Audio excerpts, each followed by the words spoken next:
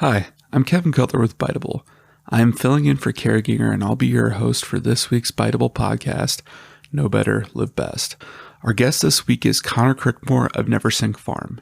Connor left the city, moved to the country, and started what would later become a world-class farm from nothing and with no experience. He left an IT job and a cubicle to create a homestead on a river where he could catch and grow his own dinner. Connor and his family now wish to share their farm with the community through dinners in their newly renovated barn and through videos of farm life they create.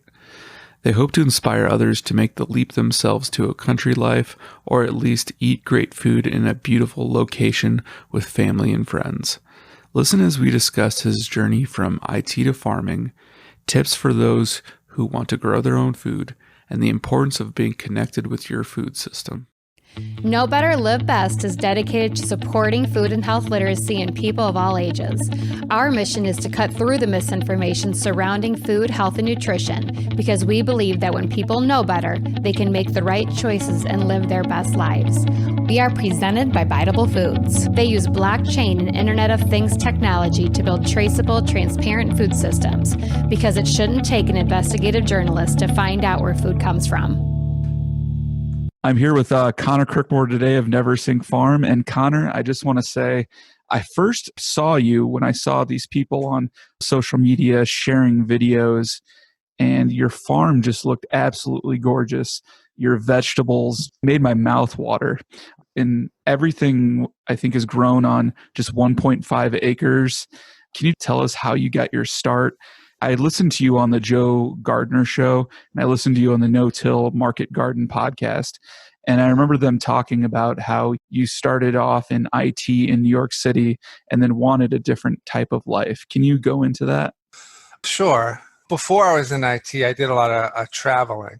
I was never a very good employee, but after traveling for a number of years, not only through the United States, but throughout Europe, spent a lot of time there as well, lived there for a while, being a bum, basically.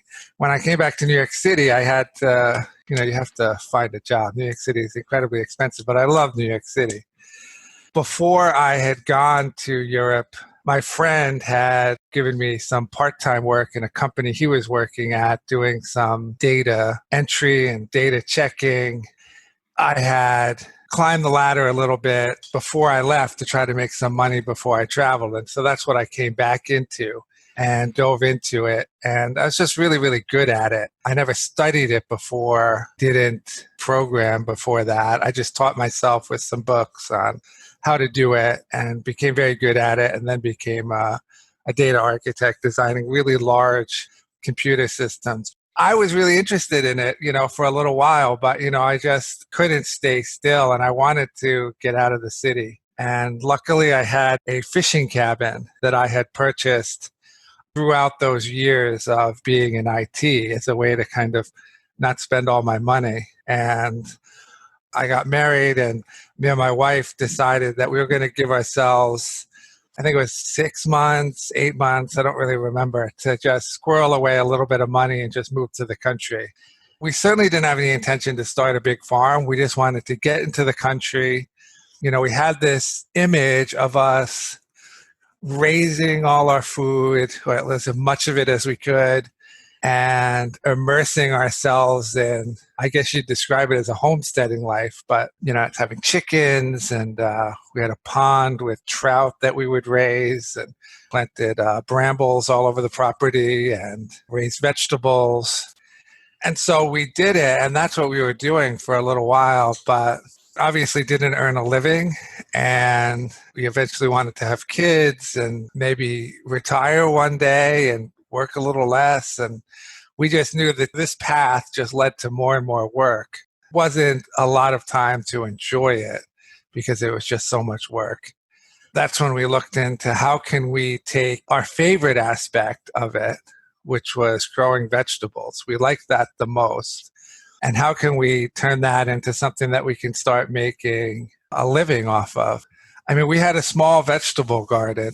It was maybe 40 feet by 30 feet. It's very small.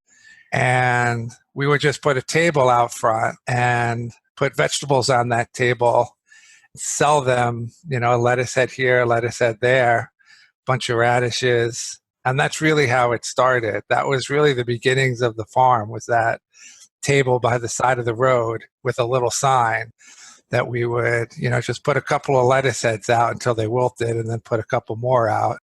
Taking it from where you were, that little itty bitty garden to what you're doing now, do you think your IT background helped you at all to figure out how to develop these tools to make you more efficient? I'm not so sure if it was the IT background itself. I think it was more my personality. I think I did well in IT because my personality is I want to get things done just as quick as possible, efficiently as possible, so that I can move on to, having a glass of wine or something. So in IT, I would be very frustrated if things weren't organized. And I'm not an organized person at all. Everything's a complete mess. My desk is a mess, everything else. But when it comes to actually getting stuff done, I'm very frustrated if things aren't in the right place and there's not a set way to get from A to B that we're doing all the time that makes it easy. So when I would code, everything would be in logical groups and commented and as easy to do as possible so that I could just get out of there. It wasn't necessarily I wanted to do a good job. It was more who could be out the door first. And I think it's that personality which, that when I started farming, how could I get to profitability the fastest with the least amount of effort, which is really what efficiency is, at its core. It's not about spending the least amount of money or anything. So I was very willing to invest what little money we had. I'd put it right back into having to do less work so that we could grow the farm quickly. Last week, I went to your YouTube channel and I saw a trailer for something called The Farm Life, where you're focused more on the musings, meditations of farming and family and food. I would just like you to go into what your inspiration was to start this Farm Life trailer. And I really like where you're going with it because the focus isn't necessarily on, we're just trying to make the most fruits and vegetables at the lowest cost. It's really about getting connected to the land, which I think in many places in America, most places, people have lost that connection. Yeah, spent a few years making videos. One was the farming course. A lot of hours of working with my buddy Carson, who's the one who shoots and edits, on creating this farming course, as well as other YouTube videos. And they all centered around education and the workings of the farm and how to be efficient and how to grow and tools. And pretty much every minute detail of the farm was covered in it. And, I really like making those videos. It's enjoyable. It's fun. It's something I took to really quick, and me and Carson get along really, really well, and we both enjoy making them, and we both have the same vision for them. And all throughout making these videos, we discuss, well, where do we want to go after this? Because, I don't want to continue making these educational videos. In the farming world, you really have the two choices, making educational videos or interviewing farmers. That didn't interest me as much. And when we were talking about it and we were making these educational videos, there were sections of the video when we thought were beautiful and, the B-roll we were shooting was beautiful. And we would spend so much time on that part of it and we'd want to hang on it. We'd want to spend a few more seconds than you would normally in an educational video on those parts of it. But we knew we couldn't spend too much. We'd have to go back to a lot of me talking and demonstrating stuff. And we thought there was something there that we could focus on these aspects of not just farming, but being in the country and living that sort of life and show those moments so that we can take, a small moment and draw it out over, 6 to 8 minutes and talk about it, talk about how I feel about it, talk about what it means to me and the family, or what the history of the farm was. And we just wanted to make something beautiful, entertaining, but also was an expression for both of us, that we could have a place to express ourselves. Him with imagery and me with both the imagery and with voiceover. The ideas that we would come up with center around an activity or something that we'd be normally doing on the farm. I think it's a great way to try to change the culture bit by bit, with these videos. I listened a little bit about your thoughts, feelings, like giving that personal connection, because I really do think that if people know where their food comes from, they have more of a personal connection and they'll want to buy, they want to support that farmer. So your new series, Farm Life, is really good, and I encourage people to check it out. Piggybacking off of that, through your Farm Life trailer, I've listened to you on other podcasts, I've gone to your websites. I do think there's a theme I pick up, the human connection to food. And that theme is also relevant on your website. It states that your vision is to bring more non-farmers into a more self-reliant life that brings people closer to their own food by growing it themselves. I'll start off with this question. Why do you think it's important for the public to have a connection to their food? It's an activity we do all day and every day. It's something that is incredibly important to who we are, our experience, our health, connection to the planet we live on. It's such a huge part of our existence. And it doesn't mean everybody needs to grow all of their food, but it's such a big part of our life. We can, enjoy that part of it, whether it's enjoying the taste of it, enjoying the process of cooking it or growing it, but also enjoy that connection to it, enjoy the musings of it, the conversation surrounding it, because it's such a part of everyday life. It's not just a pill we take, breakfast, lunch, and dinner. It's always been a part of human existence as something we'd spend all of our day doing. We spend a lot less time now, but, whether it was hunting and gathering and farming, it took up all of our daily life. And we're lucky enough these days that it doesn't have to be hard work based on survival. Now it can be a leisure that enriches our life. At the same time, I think it's important for the planet, the quest for cheap, perfect food. And I know we say, my vegetables look nice, but at the same time, my vegetables are not perfect. My vegetables are going to be different sizes and different look. And because we're not creating them in these perfectly controlled environments where everything's going to be exactly the same size, exactly the same look. And if it's not, it's going to get thrown away.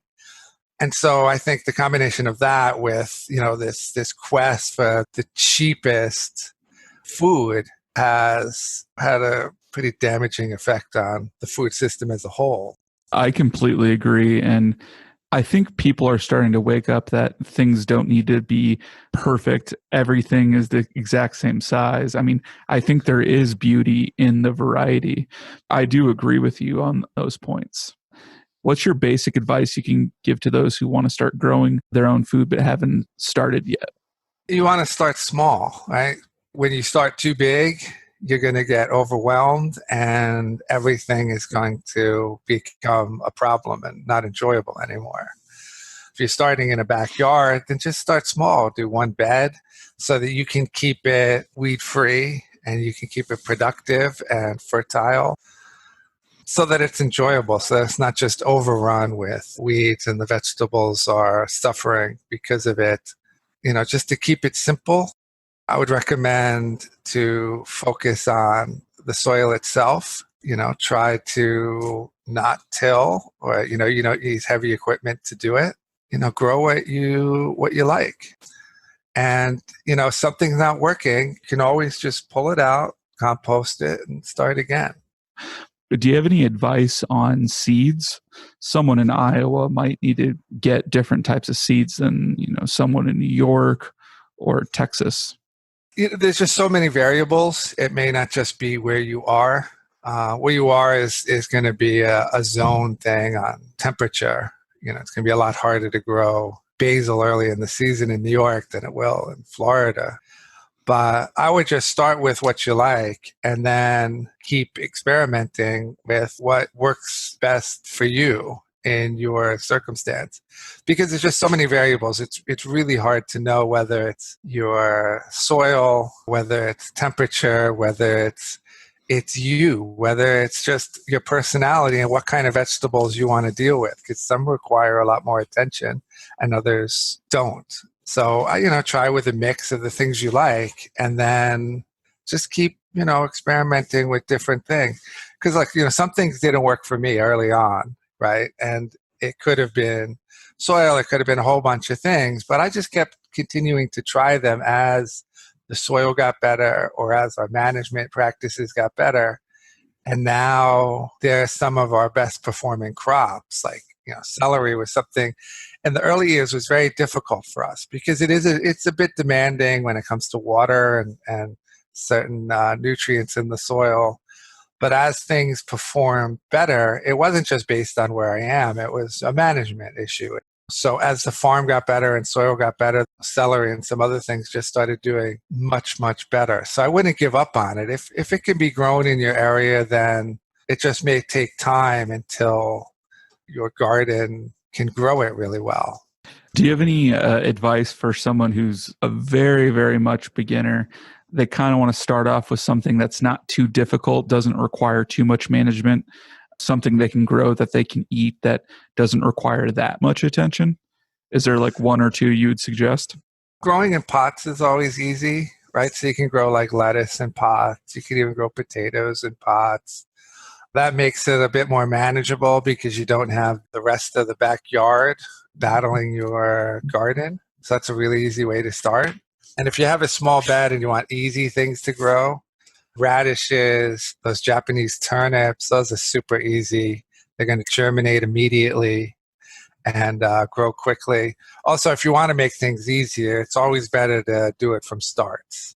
And you can start it in any type of tray or pot you want. And then you're doing it in a controlled environment through the hardest time, which is when it needs to germinate and begin and then plant it out. That's going to make life a lot easier because you can get ahead of the weeds that way, remove a lot of the danger. Lettuce and radishes, I find some of the easiest. That's great. So just so much of our population lives in cities and apartments. Do you have any advice for those who do live in apartments where they might only have access to, a balcony that they can put out or, their windowsills? If they're cooking, I would recommend doing herbs. That's going to be some of the easiest stuff. And you have your perennial herbs, so you can have a rosemary plant or thyme that you can put outside when the weather's warm and bring inside when it gets cold. And then you have your annuals, which is like basil and cilantro. That's a nice beginning, especially if you're a cook, because, fresh herbs, when I was living in the city, I knew this. When you go to the store, right, and you were maybe just cooking for one or two people, it's unlikely you wanted to buy 5 different herbs, right? It's going to cost you a ton of money. You're only going to use a little bit of each one of them, right? You're much more likely to buy the lettuce, right, and the tomato than some herbs to put on it. And this way you can start out growing, and it's really going to add to your meals. I completely agree. In my apartment, we just got a rosemary plant, and it's been a big game changer because a lot of times I've gone to the store, to try to get some rosemary, if I couldn't go to a farmer's market. Sadly, a lot of the times it doesn't look the best. I'd say a fourth of it is usually already kind of going bad, but having your own rosemary plant, it's really easy. It can sit in the windowsill and you pluck it. That's great advice for people that have an apartment. And would you say just people wanting to start out, even if they have a house? Yeah, absolutely. There's nothing better than having a kitchen herb garden, right? Whether it's just a couple of pots or you decide to go a bit bigger. But, herbs are, some of them are pretty easy to grow and will grow quickly. Mint is good and rosemary is good.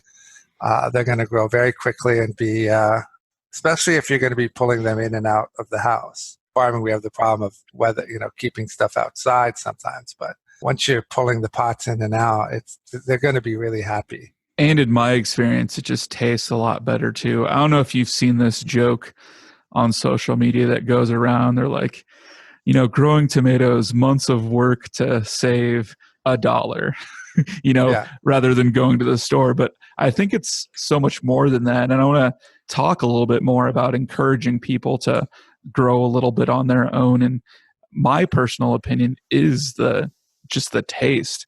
Everything I've had that people have grown on their own, even if it's in an apartment, I've had tomatoes from someone who's growing a little baby tomato plant in their windowsill. And I would say 99% of the time, it always tastes better. That's the value you get. That's why, the joke about saving $1, it's much more than that. You don't even save $1. I mean, if you're just growing 2 or 3 tomato plants, you're probably spending more. Yeah. I think it tastes better too, but I think also it doesn't even matter sometimes, because even if it's in your head, it's going to taste better because you do know where it comes from.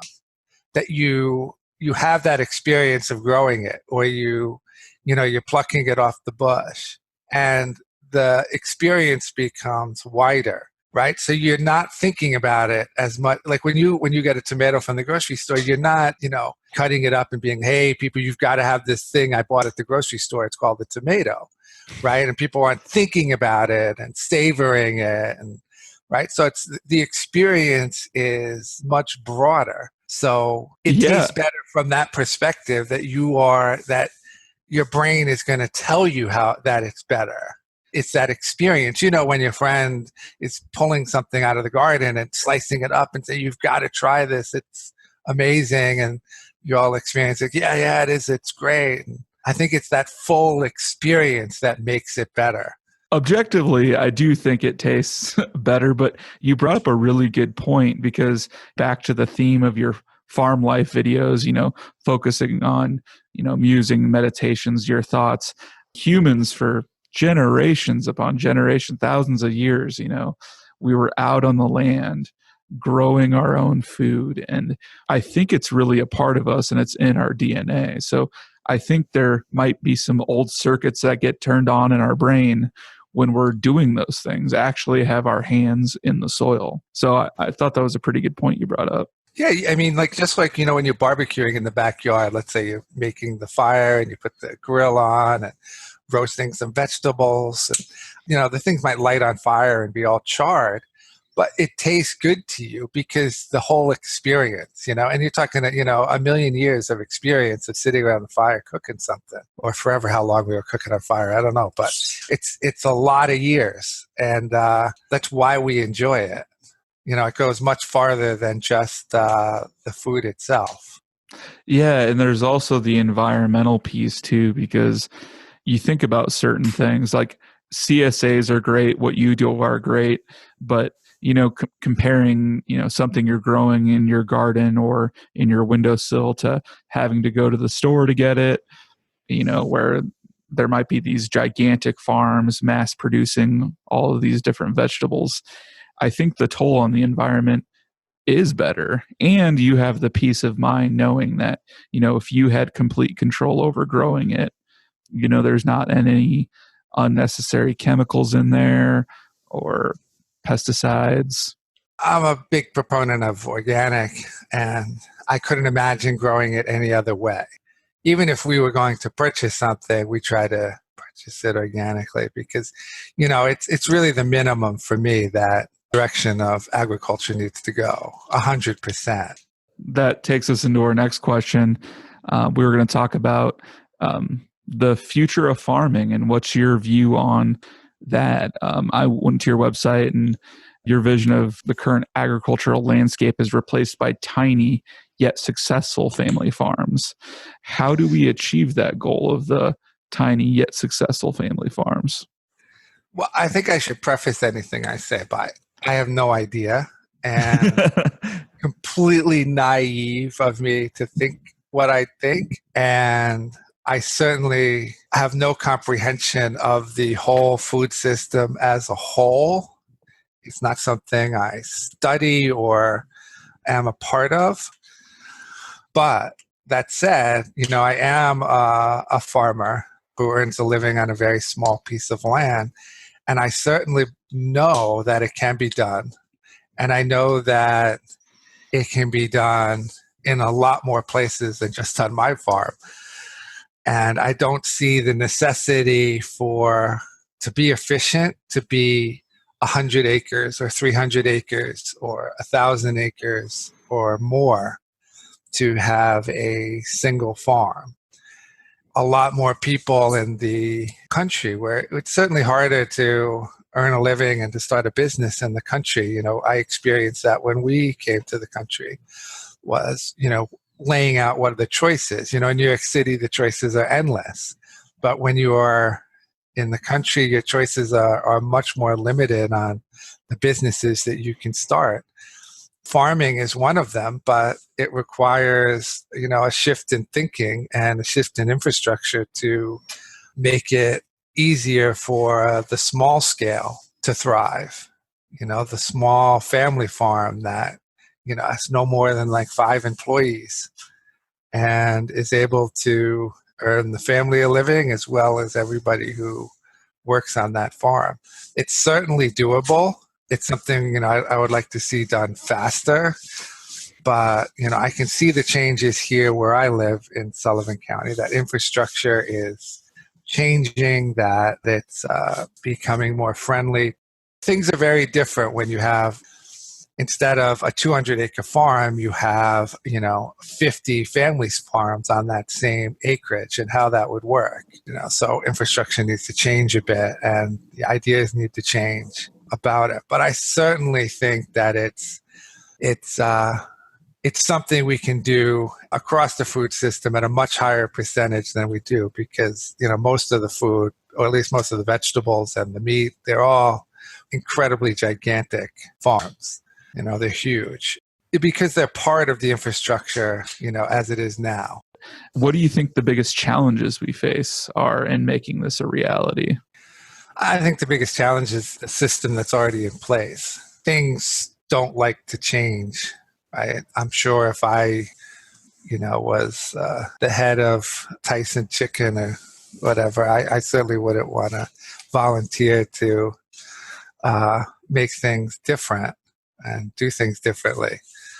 So that's always going to be the most difficult part, is completely turning something around when it's already going in one direction pretty massively. We don't actually pay the real cost of food, right? It's subsidized by, cheap oil. It's subsidized by, corn subsidies. So things have to change, not just in how the consumer perceives it, but they have to be massive political change in order for there to be big changes in how we produce food. Sometimes it seems like an endless fight, but I'm optimistic for the future. But I do agree with you that the legislation can't be in favor of gigantic farms. Yeah, if that doesn't change, it's going to be hard, right? Because there's going to be such small changes over years, and I just don't think it's going to be quick enough. I think that it has to be a mass political will to do it. I wanted to get your opinion on greenwashing out there. Do you have any advice on how to educate about that? How do we fight against that? I think everybody should always be skeptical, right? Because it's not just big companies that do it. All businesses, are looking to make a profit. So, I see tiny little farms up to major farms that stretch the truth, how things are produced or what they are. I have a lot of experience selling produce to consumers, one-on-one, a lot, like thousands of hours. And consumers want to believe anything you're telling them. They want to feel good about what they're doing, but they want to feel good about it without spending money on it. And they want to be lied to a little bit. I know that sounds harsh, but it's from thousands and thousands of hours of experience. They don't want a long explanation, there are chemicals on this. You say, well, look, that's not quite a question, right? Water is a chemical. What exactly do you mean? And they don't really want to be bothered with it. So they'd rather just be lied to about what things are, unfortunately. I'm not saying that, oh, lie to me, lie to me. It's more subconscious. Like, there's so much to deal with in life. Nobody wants to spend all day, every day, investigating every piece of their life. So they need easy answers. And that's sometimes hard to give. I can give a framework for someone, like animal welfare approved is a great label. The problem is someone has to remember that and not get confused, right? Because there's the humane label, which I personally think is not a good label. That was one that's designed by the major industry designed that. And that's not a good label, but animal welfare approved. It doesn't cost the farmer anything to get it. They just need to be inspected, and it's a great label. It just means that your chickens have been on grass, they've been treated humanely. It's a great, great label. Organic is a great label. It really does mean something. While you may want to go further and go beyond that, that is a great starting point, because I've been organic since the beginning, since our little tiny vegetable garden was certified organic, because it was important to me. But those are two great labels that people can look to and feel good about those two, as their starting point. And so if a company or a business is allowed to manipulate, they're going to do it. So what it has to be is both certainly education to the consumer, easy ways of knowing, does this align with what I think I want to purchase, as well as regulation to make sure that, either labels or messages to the consumer are truthful and clear. So, for example, you legally can't give hormones to chickens. So if you want to write on a label saying no hormones, you actually have to write on there, hormones are not allowed to be given to chickens. A lot of companies don't want to actually put that on there, right? So they find other things to put on there that, don't make any sense, like free running, which just means that that chicken wasn't put in a cage. Well, meat birds are not put in cages. They're just, can you imagine, the cost of putting a single meat bird in every single little cage? They're raised in high density floor containment, which is free running. So it's just a way of manipulating the consumer into, they want to imagine something. When you go in the grocery store and there's egg cartons and there's grass all over it, right? That's just, they're allowed to put the grass on there, which they're happy to do, but those chickens have never seen grass. It really is hard to keep everything straight, because there's so many labels out there, and everyone's busy with their day. They might have kids, they have to go to work 10 hours a day and then come back, and I can see completely why people would get confused with what labels mean what. Thank you for that advice. That is a good starting point for consumers. And I feel bad because I'm with the consumer, and I know they don't want me to explain the difference between chemical and something that's not good for you, and the type of farming that I do. They want a cleaner answer. And so Kate and I, my wife, we've spent time over the years to come up with cleaner answers that are as close to the truth as we can without having a long explanation, because you have to have a way to have something easily transferred to your customer. And I think that's something that hopefully we'll all get better with time, because you're right. It's not a knock on the consumer, because I feel for the consumer. I am a consumer, but it really is the best way forward is like what you said, try to be straight to the point answer that doesn't have to require too much thinking into it and researching. Because at the end of the day, I think your average consumer just wants to know that what they're getting is what they want to get, and that at least it's healthy. Yeah. And, a lot don't want to spend a lot of money on it either. And that's why I say when it comes to vegetables, organic is going to be your best label. When it comes to animal is animal welfare approved and organic. The combination of those two for animals is going to be a really good one. Since we were talking about animals, on the phone when we first spoke to set up this interview, you told me that you were a vegetarian, I believe, for a decade or two. And then 30 years. 30 years. Wow. And then you switched away from being that, I think, once you said that you were able to raise your own animals. Can you go into the reason for the switch and why you were hesitant until you were able to, raise your own? The reasons I got it, became a vegetarian is so long ago and don't even mean anything today. I think it's had more to do with the music I listen to than the animals themselves or the food system. Then it just became habitual and part of my life. But then it grew into an awareness of, I just, like what we were talking about before, I really don't want to be the detective and of every little piece of food that I eat, especially when it comes to animals, which is, I find a bit more important than the tomato, because one can be environmental, one is, more of a cruelty situation and much more of a health problem for us, as well as environmental. But I wanted animals to be part of my farm. And so when we were developing it, we started with chickens, because I did eat eggs, and we started with the trout.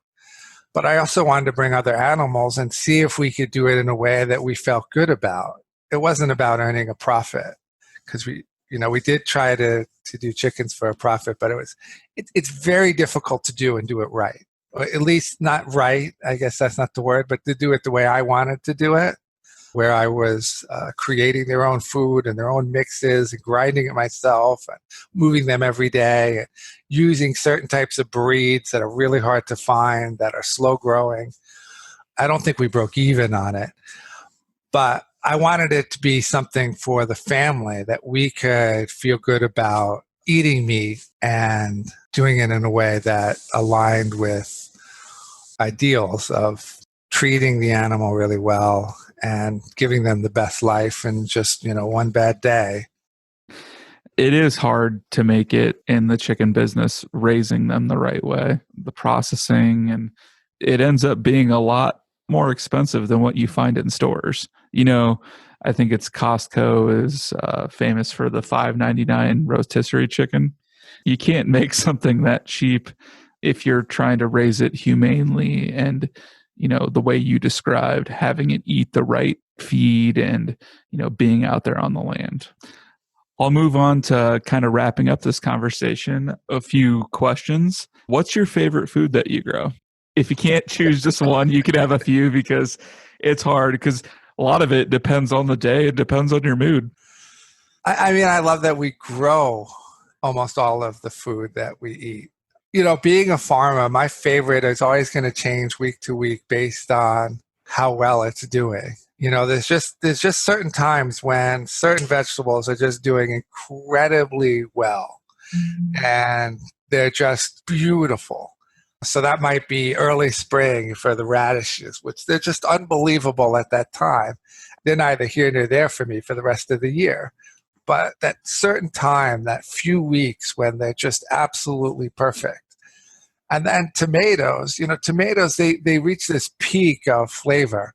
Like the first tomatoes, they're not as good. Of course, they're good, but I know that they're not as good as when they're just peaking. And that's when they've already put out their first fruiting spur. You've picked that.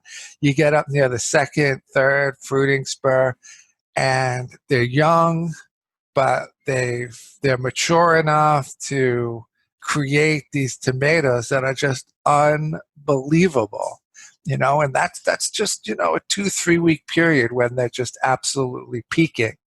So this is just this time, this window that happens with vegetables around the farm when they're just perfection or close to it when it comes to flavor. And the nice thing is that changes throughout the year. Right now in winter, we chard more, during the rest of the year, whatever, it's chard. But in the winter, it's completely a different vegetable. It's sweet and tender and just amazing. And even the kale too. It has this, you can actually just make pesto out of it and eat it raw. And that's not something I would do in the summer. For me, it's less about the actual vegetable, but this window of opportunity when they're at their complete best. That's fascinating that they can have such a drastic change in taste depending on, when they're harvested. I guess to sum this up, if you had one, because most of the people that listen to our podcast are consumers, people trying to learn more about how they can eat better, do things better for the environment. If you had one big takeaway, what would it be? After my, so much experience with food and trying to think, who I was, let's say back in the city when I was, purely a consumer and I didn't raise even the rosemary on the balcony. But I think at that time, I don't think I needed to. I enjoyed the process of learning about food. And I think that for me would probably be the biggest takeaway. That would be the thing that, before I enjoyed growing it and the process of harvesting it, cooking it, that I enjoyed learning about it. I enjoyed talking about it. It was fascinating for me. It wasn't overwhelming when it was in my small circle of friends and family to educate myself and not feel the pressure that I had to design my whole menu of what I was going to eat around it, but to kind of gain an understanding of where I might get the food that I want, where I might start cooking it, or the restaurants that buy local, and understanding why certain methods of raising and growing the food are better than others. Well, thank you so much for joining us, Connor. This was really enlightening. It was great to hear from a small market farmer like you. What's the best way for our listeners to find you? I mean, we have your YouTube channel. Everyone, please check it out. It's great. Anything else you'd recommend? Following me on Instagram. It's a platform I like. It's just Neversink Farm. And the website, which is a good jumping off point for all the different things we're doing here at the farm, because we now have dinners and workshops and a whole bunch of stuff going on. And that's just neversinkfarm.com. Thank you for joining us, Connor. Yeah, absolutely. We'd like to remind our audience that the views of our guests do not necessarily reflect the views of Biteable or of our staff personally. The purpose of the Biteable podcast is to encourage spirited dialogue around topics like food, nutrition, animal and human welfare, and the food system. Part of having an open and spirited dialogue is accepting that others have views that are different than ours and working to understand how their experiences have differed from our own. We encourage all listeners to do their own research on any and all topics discussed during the show. That being said, we hope you enjoyed the podcast, and thanks for listening.